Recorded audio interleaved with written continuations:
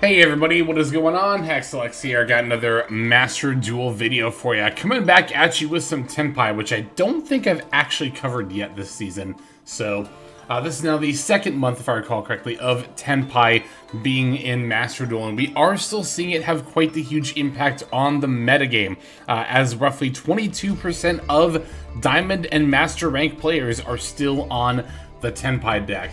And that is quite a bit, but I will say that we have also seen similar numbers with Duel. Not quite to the same effect when the two archetypes were first introduced. Duel was certainly not quite as explosive onto the scene as Tenpai. I think a lot of people kind of had this idea in their head that Tenpai was going to be like all dominating in a best of one format because, of course, of the fact that Tenpai wants to go second. Ergo, it, to at least somewhat of a degree, doesn't care about the coin flip. And that seems really powerful on paper. In practice, though, you still got to play around the board that your opponent sets up. And Tenpai is built to be very good at doing that, but not always perfect. So, this is the build that I've landed on. It's pretty similar to the one that I started off with last season when the deck first came out.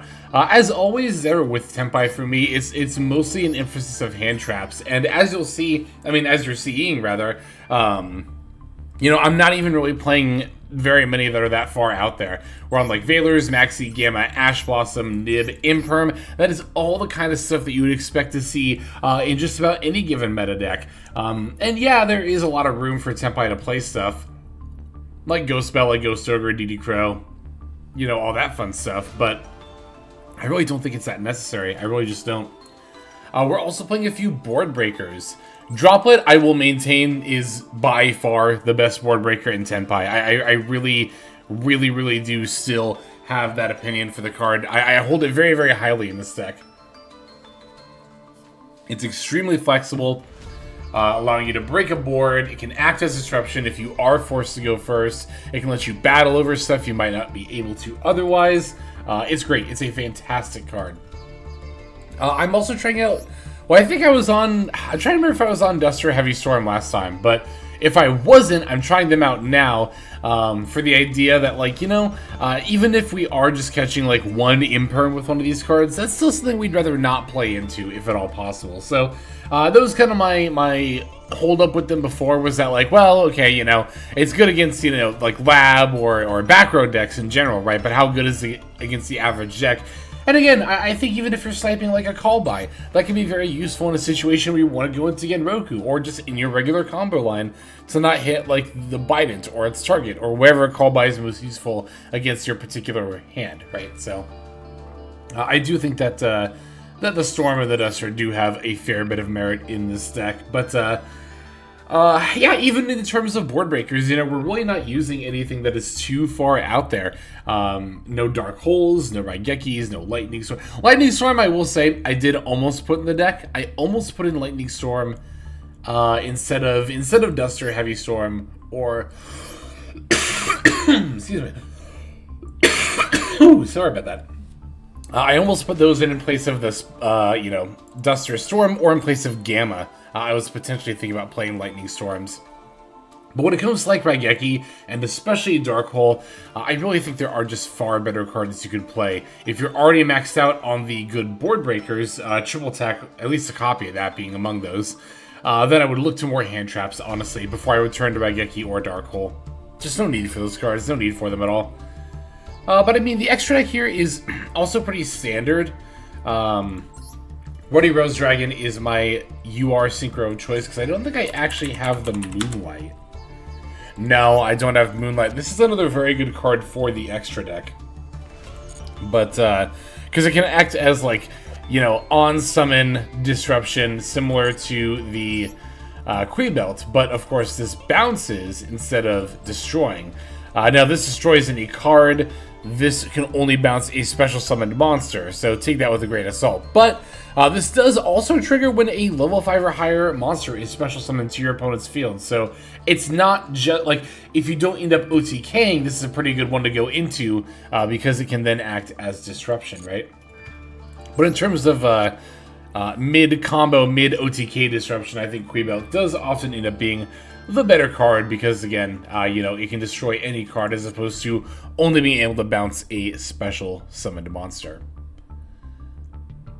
Yeah, like I said, I think for the most part, this build in particular is pretty standard. One card that I can foresee some people asking why I'm not playing is Dimension Shifter. D-Shifter. You know, it might seem like an obvious inclusion because there's nothing inherently necessarily an archetype that stops you from OTKing when you use Shifter, but it does become harder. We can't rely on graveyard effects, which this deck has quite a few of between pretty much all of the interactions of Bident Dragon and then also the Fadra. But moreover, it also stops a lot of our own disruption tools. We can't Veiler, we can't Maxi, we can't Droplet. These cards all require you to send cards to the graveyard as a cost, and you cannot do that under Dimension Shifter. So, like, this is what I like to call level 1 thinking and level 2 thinking. And I'm not saying that in an insulting way because I am wholly susceptible to level 1 thinking. And there's even level 3 and 4 thinking for when you become a true expert on a particular deck. But, you know, a lot of people early on, myself very much included, got caught up in level 1 thinking with Tenpai when it first came out of like, oh, you can technically still OTK under Shifter, so Shifter, which is good against the meta, should be good in this deck. But then level 2 thinking is realizing that no, even in the terms of playing our other disruption tools, we really should not probably be playing Shifter. Now maybe there's level 3 or 4 thinking that states you do play Shifter because of its meta impact, or because you can build your deck in a certain way, or play your combo in a certain way that it can accommodate that. And maybe that's a thing, I don't know. But all I know is that in my experience, Shifter has really not been, you know, worth the slot. It's really just not. It really just has not been. So I definitely prefer the deck without it personally. All right.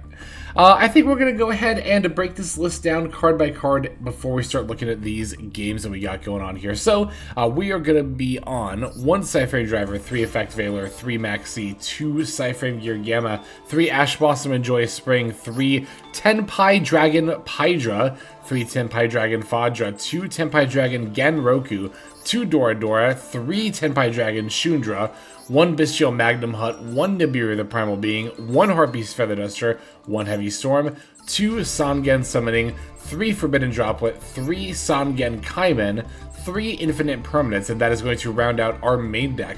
For the extra, we're on 1 Black Rose Dragon, 1 Odd Eyes Meteor Burst Dragon, 1 Samurai Destroyer. We got 1 Quibelt the Blade Dragon, 2 Sangenpai Bident Dragon, 1 Trident Dragion, 1 Ruddy Rose Dragon, 1 Baron de Fleur, 1 Sangenpai Transcendent Dragion, 1 Striker Dragon, 1 Heretic Seal of the Heavenly Spheres, 1 Hita the Fire Charmer Ablaze, 1 SP Little Knight, and then finally 1 Promethean Princess Bestower of Flames. That's our list. Let's watch these games now.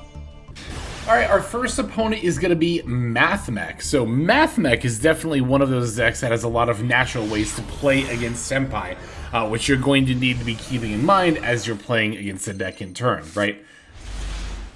The most prominent and obvious of which is the Neo Tempest Terahertz, not allowing you to activate any monster effects during the battle phase. So as soon as I saw Small World for Ash Blossom, I was like, yeah, this has got to be Mathmech. And sure enough, there is the Mathmech Circular. So we have Imperm as the only disruption tool in our hand. I'm going to save it for the Almbertian. I see a lot of people negating Circular. I kind of don't think that's ever correct. Even if you have multiple negates, you should probably be using it on an Almbertian, and then if that doesn't stop them, probably Splash Mage afterward. Alright, Almbertian effect activating here, and like I said, we are going to throw out the Infinite Impermanence. Now, all it's going to take is any extender for Mathmech to be able to continue their full combo line. I don't have any delusion that this is going to be enough to stop them, but it does force them to have an answer. In this case, though, the extender actually ends up being a Maxi, and that is true of Mathmech. It's one of the reasons why it plays so well through hand traps, because anything you can normal summon in a situation like this is an extender. The Maxi is going to go into Almirage. That makes 2 Cyber Monsters for the Splash Mage, which brings back the Sigma. That's going to go into the Link Decoder. From there, they can go into Transcode. Decoder is going to come back. Transcode brings back Splash Mage. There's Terahertz. Terahertz dumps Diameter. Set Super Factorial. Boom. Full combo. I should know it quite well. I'm quite a big fan of Mathmech, actually. So, looking at our hand here, you know, we have options. We have the Duster, which can potentially force the Super Factorial or another card. which is nice. And then we have Dora Dora and Sangen Kaiman, multiple avenues to make plays. I can draw for turn here. This Droplet is a phenomenal top deck. I don't think I could have asked for a better one here. I'm going to lead with the Droplet. This actually does force out the Cyber Steve Save Worm. Mwah, beautiful. Love to see that gone. So now we don't have to worry about that with Sangen Kaiman necessarily. I'm a little suspect that they might have another Ash Blossom in hand, but they're actually going to chain the Super Factorial to the Dora Dora, which I'm fine with here. Yeah, I wonder because they did use Ash Blossom with Small World. That does always make you wonder if they have a second Ash Blossom in hand, which could still be the last card. Although you think they would normal summon that and keep Maxi. Most people would do that. Getting to add Shudra off the Dora Dora. Laplacian activating here, so I'm going to chain Sangen Kaiman first, and then I'm going to go for the Forbidden Droplet. That'll let me pitch the Kaiman that's still on the face up on the field, and because the effect is on the chain link, it'll still resolve. Definitely got to use a monster here, so that way the Laplacian cannot chain. We're going to use the extra Fadra in hand, and sure enough, we not only stopped Laplacian. I mean, this Droplet did so much here. It stopped Laplacian from being able to use its disruption tools to snipe cards from our field in hand. It stops the Omni-Negate effect, and it also stops the Terahertz from negating our stuff in the battle phase. Opponent does have a Call by the Grave for our Genroku. Very glad to see the last face down card out of the way, especially because I have not summoned Shundra yet, and this is going to be enough for lethal. Despite the fact that our opponent does have a 4,000 attack Terahertz, sometimes you might think you're safe against Tenpai if you have a monster with greater than 3,000 attack, but that is not going to be enough. So we battle over the Laplacian with the Shundra. I will say if the Laplacian was at 2k attack, that might have not been enough. Well, no, because the Fadra would have been summoned before battle goes through, preventing the destruction by battle. So we're going to use Fadra's effect to sync for Bite It. Very important we use Fadra there. Now we're going to use the Shundra effect to synchro into the Quibelt, and now we can use Quibelt's effect to pop the Terahertz. From there, we can just battle with everything else on field, and that's already lethal right there. But if we really needed to, we could also use Fadra to go into the Transcendent Dragion. That's 3k attack. Bite It can bring itself back for an extra 2k. So on top of already having lethal on board, we had an extra, what is that, 5,600 that we still had available to us? Hashtag just Tenpai things. So, alright, there is that first game. Let's take a look at the next one. Alright, this is going to be a mirror match here, and it's actually going to be a pretty back and forth game. Our opponent is on Raigekis, which, as I discussed before, I'm not the biggest fan of, but overall, I mean, Raigekis included, I really don't think their build is that bad at all. You know, I say, like, don't play Raigeki, don't play Dark Hole. You can still play those cards, and your deck will be serviceable, but I don't think it will be optimal. Those are two different things. That good and optimal. Two very different words that Yu-Gi-Oh! Players will conflate a lot of the time. So, as soon as I go for Duster and they cross out Call Duster, I'm pretty confident that I'm playing against Tenpai. When they set 3, I thought it might have been Labyrinth, but cross out Calling Duster very much tells me that it's probably going to be a mirror match here. So, we're going to go for the Sangen Kaiman. I'd like to go for a Genroku here, or maybe even a Pydra for the Sangen summoning, but they have an Ash Blossom for that, followed up by an Imperm for the Shundra. That said, I'm not worried. I have 3 pieces of Disruption, Valor, Imperm, Maxi, to their 3 cards in hand, which makes me feel pretty confident. Even more so when they set a card and pass, so that tells me they don't have plays at all. Second Valor, not an ideal draw here, but the Droplet tells me that even if I did rip like a Pydra, we'd still probably not be winning the duel this turn. I'll still, of course, battle in. They use Droplet to send their face-down Called by the Grave, which is interesting. They have 2 cards in hand. They're going for a Kaiman, which I can only assume they top decked here, specialing the Genroku. Genroku's effect is going to activate. I'm, of course, going to chain the Maxi here. I definitely need to find another, you know, play to make here in general. So, Genroku coming down, I find another Maxi off the Maxi. They're going to Genroku effect for the Pydra. Okay, here's Sangen Kaiman here. Now, I want to talk a little bit about particularly playing against Tenpai and the order that you should use Disruption in. It's pretty obvious stuff for a lot of people, but I figured I'd go ahead and point it out anyway. I have Imperm and I have Valor. So this is also a good general tool, or tip rather, but you should definitely be looking to use Valors here. Of course, specifically against Tenpai, because you can't use Valor during the battle phase when they activate the bulk of their effects. So a chance you can get to use Valor is optimal. But this is not just true against Tenpai, as I said. This is typically pretty true against a lot of decks. If you can use VO during your opponent's turn, even if you also have Imperm, remember Imperm can also always be set, flipped up during your turn, has the column. There's so many other perks of it. Now, granted, there are some situations where you might need to normal summon a Veiler or keep it around for a small world bridge. It's all situationally dependent and deck dependent, but mostly situationally dependent. Anyway, here I'm going to throw out the Effect Veiler. We're going to use that on the Pydra to negate it. And this should cinch things out for us here. Well, okay, no, they do have a Magnum HUD. They're going to use that on the Veiler in my graveyard. Droplet, another pretty good top deck here, but I do have a second Effect Veiler. Now, granted, I will say I would not always Veiler a Magnum HUD if I thought or knew my opponent was on Tenpai, but in this situation, I'm absolutely willing to. And you know, even if they do battle into Shundra, 1, I can just activate the effects. 2, I have a Samgen Kaima in hand, which means that my victory is just guaranteed at this point. Hence why my opponent went ahead and conceded. So a nice little 5-turn exchange with a Tenpai mirror. You know, both of us were kind of struggling a little bit on the draws, but the fact that we had the Shundra definitely made all the difference there. Okay, yeah, we have one more game that we're going to check out before we finish off, so let's end with that one. Alright, our opponent is going to be another Tenpai mirror here. They're on Dark Holes before maxing out on Lightning Storm, which I don't necessarily agree with, but again, their deck is still very serviceable, if not still good. But I did want to show this game because I think my opponent actually plays this one pretty well, if I do say so myself. Forced to go first, so I'm going to set the Imperm and the Droplet before passing back over. They're going to go for the Sangen Summoning here. And, I mean, this is pretty basic Tenpai stuff. I say my opponent plays very well here. You might see this and think like, oh, that's all extremely basic. But there are a lot of Tenpai players who don't play to this. That is to say, if you have the Sangen Summoning, you should definitely be looking to use that as much as possible. That is to say, the first effect that makes it so that during your main phase, your fire dragons are unaffected by, is it activated card effects or is it just any card effect? It's activated card effects, yeah. Yeah, it's a very, very good protection effect. And so many people in this situation will just go straight to battle phase. But you know, like I said, you really got to take advantage of that immunity. As you can see, my opponent's building a whole board here with the Sangen summoning up. Bited Dragon, bringing back the Shundra.